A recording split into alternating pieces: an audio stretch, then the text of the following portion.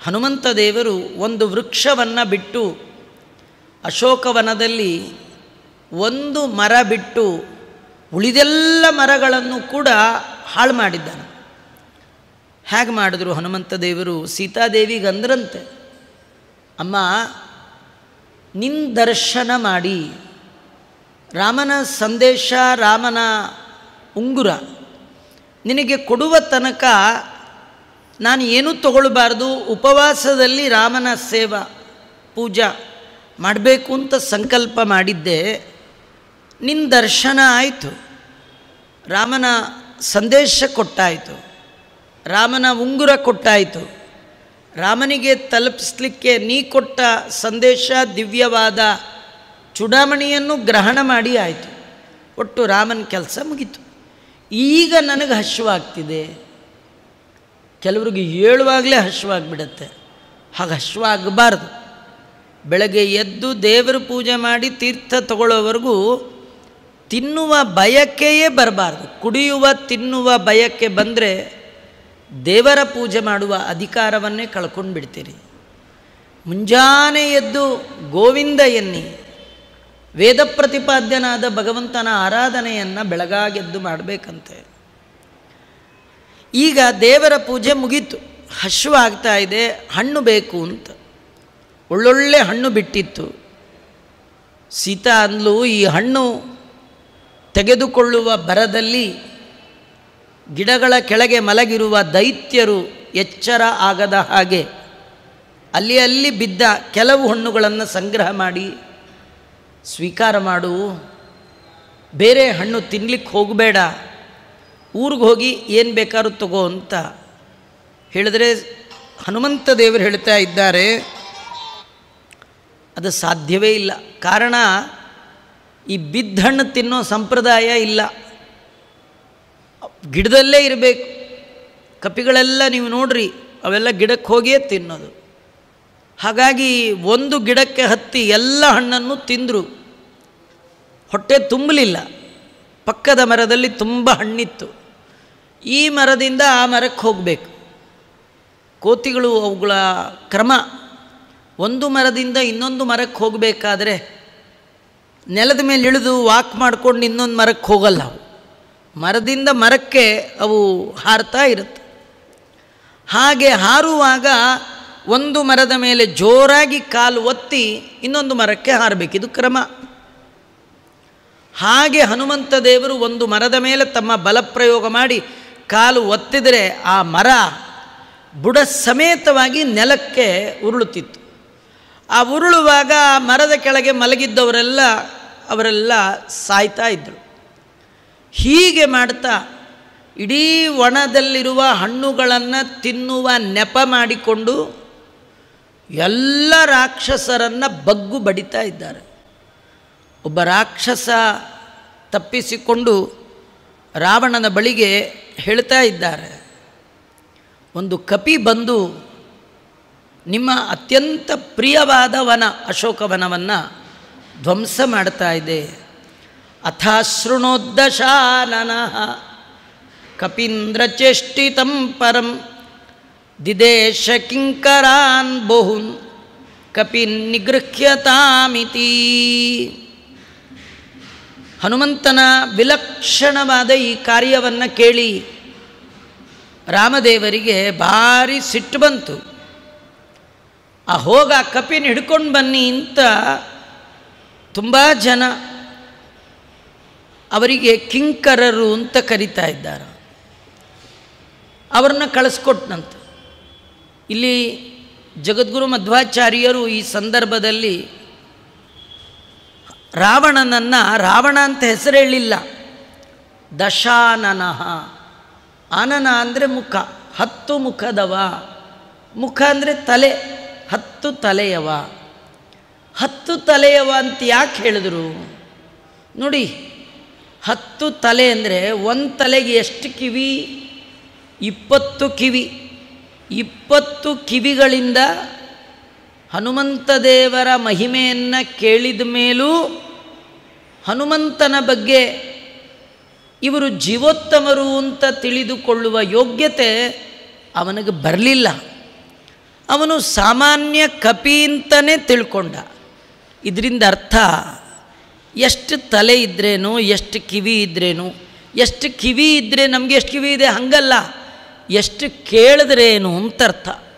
ಎಷ್ಟು ಕೇಳಿದ್ರೇನು, ಎಷ್ಟು ನೋಡಿದ್ರೇನು ನಿಮ್ಮ ಯೋಗ್ಯತೆಗೆ ಅನುಗುಣವಾದ ಬುದ್ಧಿ ಸ್ವಭಾವ ಇರುತ್ತೆ ವಿನಃ ಕೇಳಿದ ಮಾತ್ರಕ್ಕೆ ಚೇಂಜ್ ಆಗೋದು ಭಾರಿ ಅಪರೂಪ.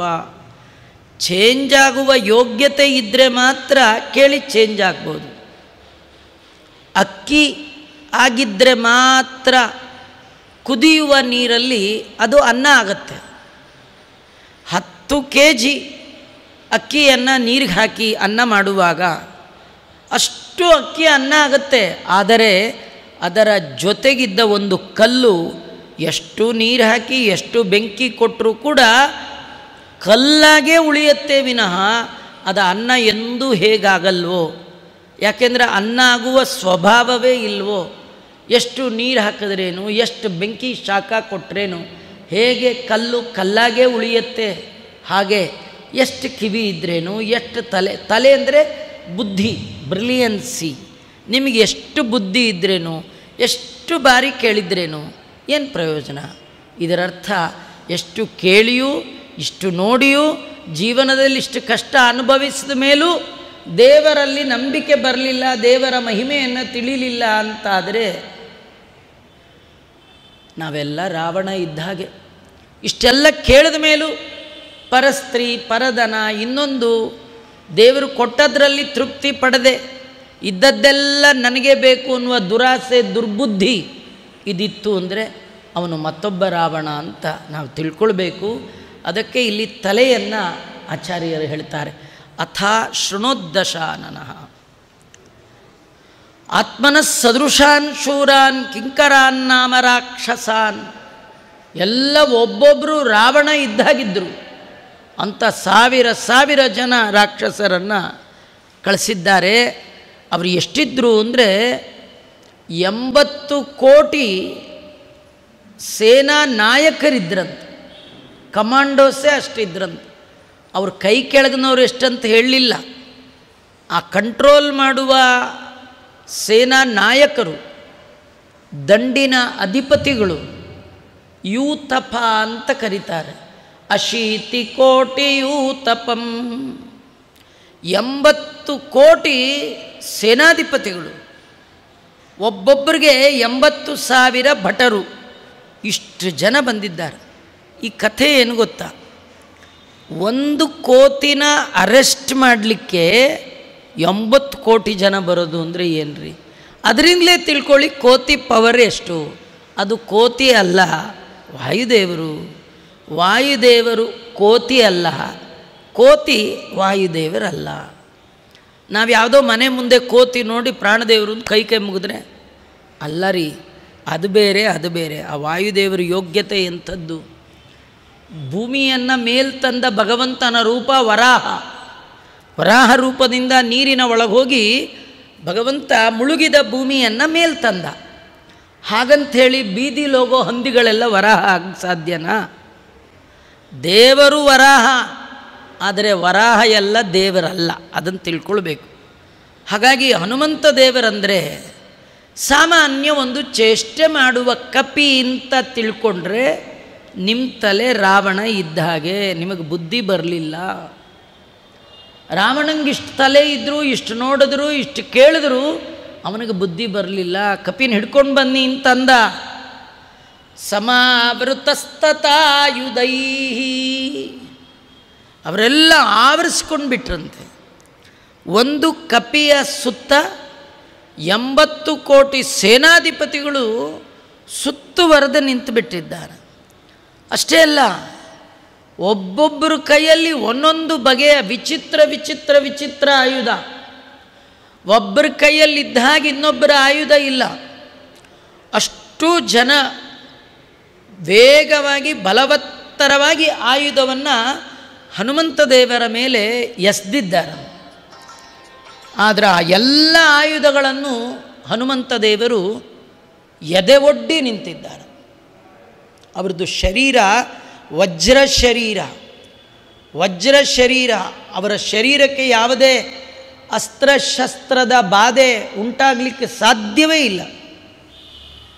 ಅಂತಹ ಹನುಮಂತ ದೇವರು ಆ ಎಲ್ಲ ಆಯುಧಗಳನ್ನು ತಾವು ಧಾರಣೆ ಮಾಡಿದರೂ ಕಿಂಚಿತ್ತೂ ಅವರ ದೇಹದಲ್ಲಿ ದುಃಖ ಆಗಲಿ, ನೋವಾಗಲಿ, ಪೆಟ್ಟು ತಿಂದಂತಹ ಮುಖವಾಗಲಿ ಅವರಿಗಿಲ್ಲ. ಅವರದೆಲ್ಲ ಆಯುಧದ ಕಥೆ ಮುಗಿದ ಮೇಲೆ ಹನುಮಂತ ದೇವರು ಆ 80 ಕೋಟಿ ಸೇನಾ ನಾಯಕರು 80,000 ಭಟರನ್ನು ಒಬ್ಬರು ಮನೆಗೆ ವಾಪಸ್ ಹೋಗಿರಬಾರ್ದು ಹಾಗೆ ಸಂಹಾರ ಮಾಡಿದ್ರಂತೆ. ಆಚಾರ್ಯ ಹೇಗೆ ಮಾಡೋದೇನು, ಬಾಂಬ್ ಗಿಂಬ್ ಹಾಕ್ಬಿಟ್ರೆ? ಬಾಂಬ್ ಇಲ್ಲ ರೀ, ತಲಪ್ರಹಾರ ಚೂರ್ಣಿತಾನ್. ಅವರ ಅಂಗೈ ಅಂದರೆ ಈ ಭಾಗ, ಇದರಿಂದ ಹೊಡೆದು ಕೊಂದಿದ್ದಾರೆ. ಯೋಚನೆ ಮಾಡಿ, 1,000 ಸೊಳ್ಳೆಗಳು ನಿಮ್ಮ ಹತ್ರ ಬಂದರೆ ಸುಮ್ಮನೆ ಹೀಗೆ ಹೊಡೆದ್ರೆ ಸಾಕು, ಎಷ್ಟು ಸೊಳ್ಳೆಗಳು ಎಣಿಸ್ಲಿಕ್ಕೆ ಸಾಧ್ಯನಾ? ಆ ಹನುಮಂತ ದೇವರು ಕೂಡ ಅವರ ಮುಂದೆ ಬಂದ ಎಲ್ಲ ಭಟರು ಸೊಳ್ಳೆಗಳಿಗಿಂತಲೂ ಕಡಿಮೆ.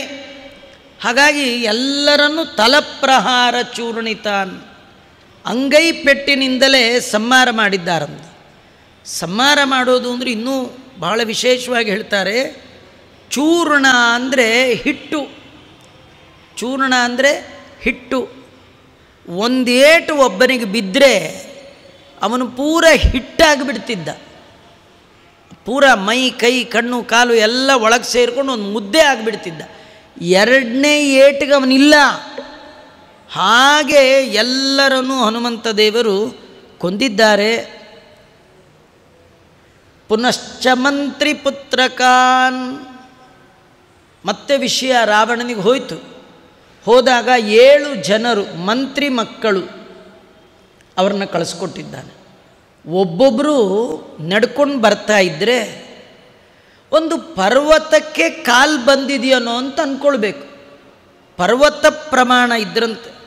7 ಪರ್ವತ ಪ್ರಭಾನ್, 7 ಪರ್ವತಗಳೇ ಯುದ್ಧಕ್ಕೆ ಬರ್ತಾ ಇದೆಯೇನೋ ಅನ್ನುವ ಹಾಗೆ ಅವರ ದೇಹದ ಆಕಾರ, ಬೆಟ್ಟದಷ್ಟು ಮಾಂಸ ಶರೀರ. ಅವರು ವಿರೂಪಾಕ್ಷ, ಯೂಪಾಕ್ಷ, ದುರ್ಧರ, ಪ್ರಘಸ, ಬಾಣಕರ್ಣ ಅಂತ ಇವರು ಮುಂದಾಳುಗಳಾಗಿ ಬಂದಿದ್ದಾರೆ.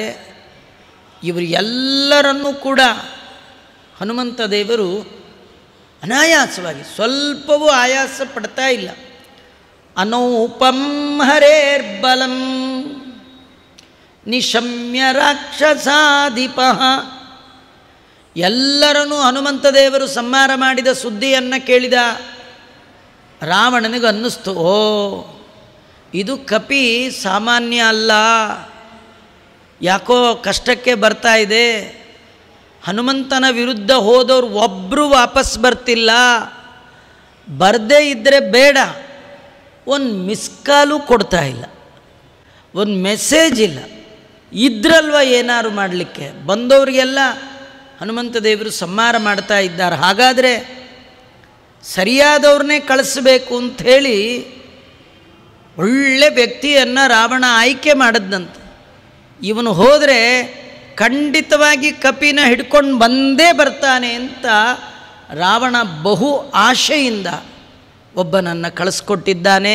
ಅದು ಬೇರೆ ಯಾರೂ ಅಲ್ಲ, ತನ್ನ ಮಗನನ್ನೇ ಕಳಿಸ್ಕೊಟ್ಟ. ಆ ಮಗ ಯಾರು?